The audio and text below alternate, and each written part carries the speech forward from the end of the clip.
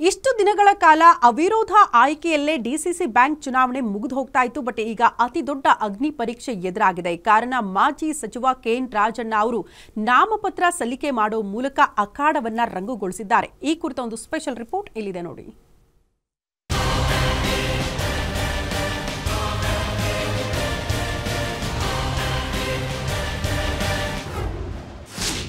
ರಂಗೇರಿದ DCC bank ಚುನಾವಣಾ ಅಖಾಡ.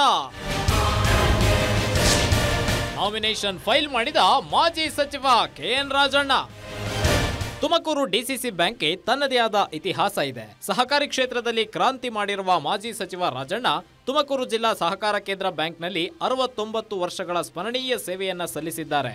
DCC bank ಮೂಲಕ ರೈತಾಪಿ ವರ್ಗದವರಿಂದ ಮೆಚ್ಚುಗೆ ಪಡೆದಿರುವ ರಾಜಣ್ಣ 5 ವರ್ಷ ಹಿಂದೆಯೂ ಚುನಾವಣೆ ನಡೆದಾಗ ಅವಿರೋಧವಾಗಿ ಡಿಸಿಸಿ ಬ್ಯಾಂಕ್ ಅಧ್ಯಕ್ಷರಾಗಿ ಆಯ್ಕೆಯಾಗಿದ್ರು. ಇದೀಗ 5 ವರ್ಷಗಳ ಅವಧಿ ಪೂರ್ಣಗೊಂಡಿದ್ದು ಆಗಸ್ಟ್ 24ಕ್ಕೆ ಡಿಸಿಸಿ ಬ್ಯಾಂಕ್ನ ಆಡಳಿತ ಮಂಡಳಿಯ ನಿರ್ದೇಶಕ ಸ್ಥಾನಕ್ಕೆ ಚುನಾವಣೆ ನಿಗದಿಯಾಗಿದೆ. ಹೀಗಾಗಿ ನಿರ್ದೇಶಕ ಸ್ಥಾನಕ್ಕೆ ನಾಮಿನೇಷನ್ ಪ್ರಕ್ರಿಯೆ ಆರಂಭವಾಗಿದ್ದು 15 ಮಂದಿ ಡಿಸಿಸಿ ಬ್ಯಾಂಕ್ ನಿರ್ದೇಶಕ ಸ್ಥಾನಕ್ಕೆ ನಾಮಪತ್ರ ಸಲ್ಲಿಸಿದ್ದಾರೆ.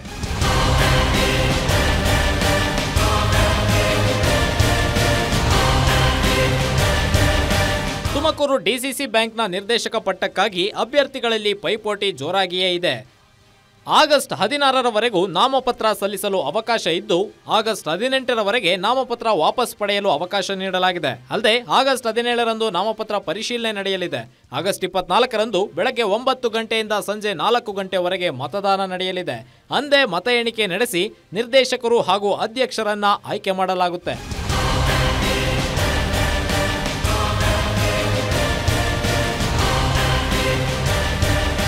ಇನ್ನು ಡಿಸಿಸಿ ಬ್ಯಾಂಕ್ ನಿರ್ದೇಶಕ ಸ್ಥಾನಕ್ಕೆ ಮಾಜಿ ಸಚಿವ ರಾಜಣ್ಣ, ವಿಧಾನ ಪರಿಷತ್ ಸದಸ್ಯ ರಾಜೇಂದ್ರ ರಾಜಣ್ಣ, ಪಾವಗಡ ಶಾಸಕ ಎಚ್.ವಿ. ವೆಂಕಟೇಶ್, ತಿಪಟೂರು ಶಾಸಕ Shadakshari, B Shivanna, Pramod S, Sidlingappa, G S Ravi, S Hanuman, H C. Prabhakar ಸೇರಿದಂತೆ 15 ಮಂದಿ ನಾಮಪತ್ರ ಸಲ್ಲಿಕೆ ಮಾಡಿದ್ದಾರೆ.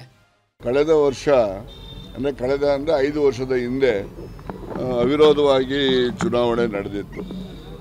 ಅವಿರೋಧವಾಗಿ ಚುನಾವಣೆ ನಡೆಯೋದ್ರೆ ಏನಾಗ್ತದೆ, ತಾಲೂಕು ಮಟ್ಟದಲ್ಲಿ ಗ್ರಾಮ ಮಟ್ಟದಲ್ಲಿ ಇರ್ತಕ್ಕಂಥ ಸಹಕಾರ ಸಂಘಗಳಲ್ಲಿ ಅನ್ಯೋನ್ಯತೆ ಬರ್ತದೆ. ಯಾವುದೇ ಒಂದು ರೀತಿಯ ವೈಷಮ್ಯ, ಅಸಮಾಧಾನ, ದ್ವೇಷದ ಮನೋಭಾವ ಬರೋದಿಲ್ಲ. ಆ ರೀತಿಯಲ್ಲಿ ನಮ್ಮ ಜಿಲ್ಲೆ ಮಾದರಿ ಆಗಿತ್ತು. ಈ ವೇಳೆ ಮಾತನಾಡಿದ ಶಾಸಕ ಷಡಕ್ಷರಿ, ನಾನು 40 ವರ್ಷದಿಂದ ತುಮಕೂರು ಸಹಕಾರ ಬ್ಯಾಂಕ್ನಲ್ಲಿ ಅಧ್ಯಕ್ಷರಾಗಿ ನಿರ್ದೇಶಕರಾಗಿ ಕೆಲಸ ಮಾಡಿದ್ದೇನೆ. ಇಲ್ಲಿಯವರೆಗೂ ಅವಿರೋಧವಾಗಿಯೇ ಆಯ್ಕೆಯಾಗುತ್ತಾ ಬಂದಿದೆ. ಆದರೆ ಈ ಬಾರಿ ಎಲೆಕ್ಷನ್ ಆಗುತ್ತಾ ಇಲ್ವಾ ಅಂತ 18ರಂದು ಗೊತ್ತಾಗಲಿದೆ ಅಂತ ಹೇಳಿದ್ರು.